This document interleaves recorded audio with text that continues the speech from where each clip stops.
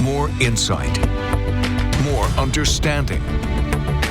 This is Fox 23 News in Depth with Rick Marinone. Thanks for joining me tonight. We are going to dive right in. Tonight we are going in depth on what happens when two of our nation's biggest problems collide. I'm talking illegal immigration and a national truck driver shortage. Earlier this month, the Trump administration announced a major crackdown on who can give out commercial driver's licenses, more commonly known as CDLs. These are licenses that allow people to drive semi-trucks and school buses. This comes after multiple undocumented immigrants have been found behind the wheel across the country driving big rigs, even here in Oklahoma. In Oklahoma alone, the U.S. Department of Transportation announced 34 CDL issuers must shut down now and gave another 38 notice that they could be next. Like an 18-wheeler hauling a big load, the Trump administration announced recently it was going to deliver a major change nationwide in how it enforces who can get a commercial driver's license. The process for issuing these licenses is absolutely 100% broken. Transportation Secretary Sean Duffy announced in states like Oklahoma, too many big rigs were being pulled over for various problems, and behind the wheel was an undocumented immigrant who either had a CDL or was hired to get behind the wheel with no training at all, hoping they wouldn't get caught. These are individuals that can drive fuel tankers, they can drive school buses, they can drive all of these very dangerous big rigs on our roads.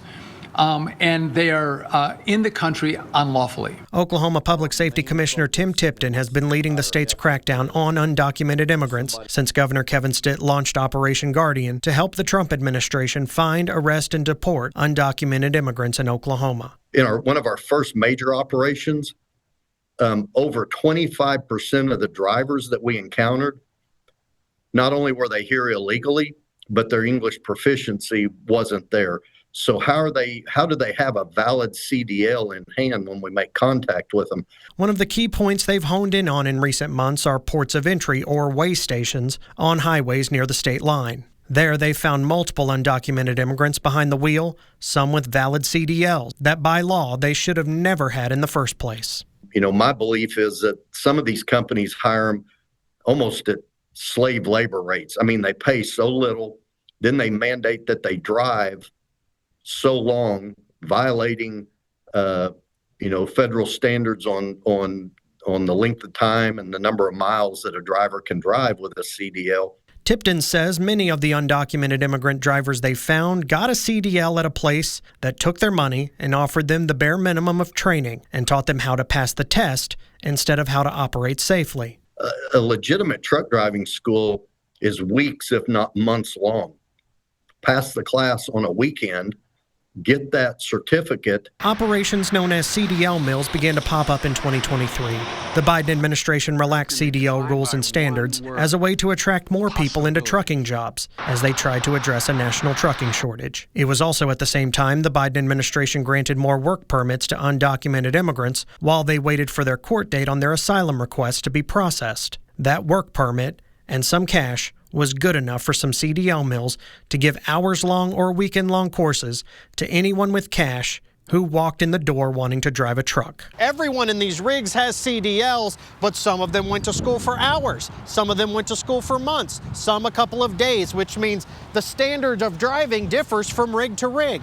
Lisa Mason is the vice president of safety with Melton Truck Lines in Tulsa. She says current CDL standards are all over the place, and the crackdown is needed. I actually view it as a good thing, to remove all those bad actor schools out of our registry and requiring the same standard and same curriculum across the board is only going to give our new drivers the tools to have a lasting career in our industry. Leslie Vincent has been recruiting for Melton for more than 25 years. She says one driver will walk in after completing a training course at a local career tech that was 3 to 4 weeks long, if not longer. And another driver will come in with a CDL after only spending a few hours or just a weekend behind the wheel and in a classroom. They will firmly reject any applicants who went to an hours or days long course. I think a lot of people are looking to get a CDL really quick. And that's the bad actor schools and the CDL mills that are providing that training that's a day or 2 or 3 or less than a week long, and that's just not what is recommended. Lisa says there is a national truck driver shortage, but putting anyone behind the wheel just to get another truck on the road and products moving is dangerous. and their industry has seen the issues firsthand. You know, in my 27 years in this industry, we have always had a driver shortage. So the short-term effect is going to be drivers are going to have fewer schools to choose from. However, the long-term effects means that they're going to have a quality school with quality training. Leslie tells me Melton will not hire anyone who does not have training from either the Commercial Vehicle Training Association, CVTA, or the National Association of Publicly Funded Truck Driving Schools. Those two organizations are the standard bearers for compliance. And until the crackdown by US DOT, they were really the only ones Melton could turn to for who received legitimate training on their CDL. But a lot of carriers won't hire from those CDL mills. We won't. So anyone that's going to get a CDL in a day or two or three, they might as well just throw it away. Tipton says state troopers have also seen problems with semis and other commercial trucks being driven by those who got their license from a CDL mill. He points to this incident just outside of McAllister on State Highway 69, where you can see the tires bounce off of the truck they were being hauled on, bounce over the median, and into oncoming traffic, almost hitting a trooper. The driver turned out to be a man named Kutmanali Bekbolo, a citizen of Kyrgyzstan. He crossed the U.S.-Mexico border and obtained a commercial driver's license in New York. Where'd you move from? Moved from? Yeah. What? Then when you moved to New York? I'm truck driver. He told troopers he didn't do his pre-safety inspection of his load as required by law, and Tipton says he doubts he was even trained to do any pre-trip safety checks. It's not just the driving, it's also the equipment inspection and making sure that everything is up to standards and ready for that trip.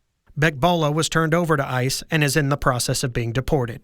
But he isn't the only one state troopers have run into. In September, Governor Kevin Stitt's office announced OHP pulled over and found 130 undocumented immigrants driving big rigs with legal CDLs issued out of New York. In some cases, the state of New York gave them licenses that didn't even list their legal name. In the place where the name goes, it says, "No name given." As part of the CDL crackdown, the Trump administration announced it will withhold funds for highway projects to states who do not stop giving out CDLs to undocumented immigrants. Across the country, 44% of all CDL schools either will close or are at risk of closure.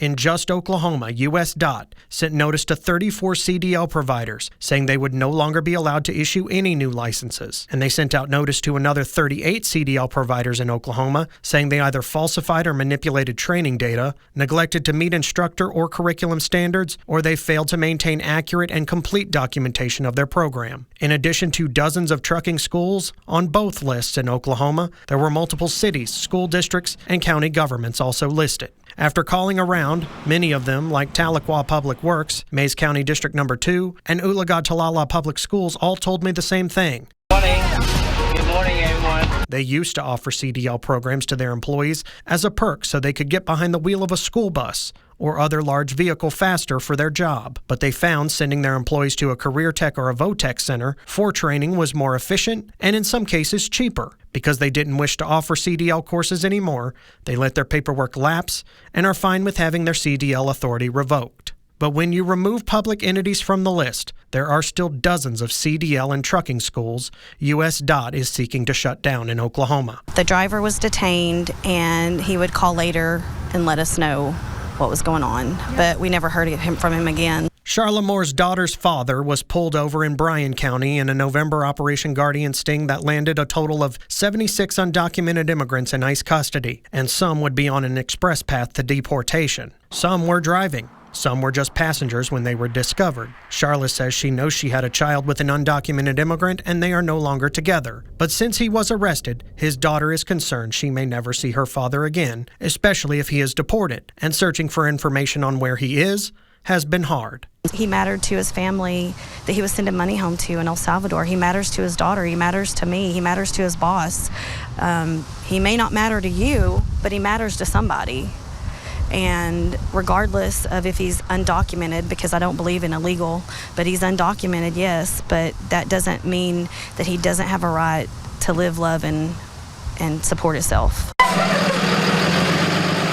Meanwhile, Leslie at Melton Truck Lines in Tulsa says they hope with a crackdown, industry standards can be the same across the board again, not just for the safety of other truck drivers, but also for the people and families riding in the cars beside them on the roads and highways. We want to go to schools that have good programs that teach drivers how to drive safely and professionally.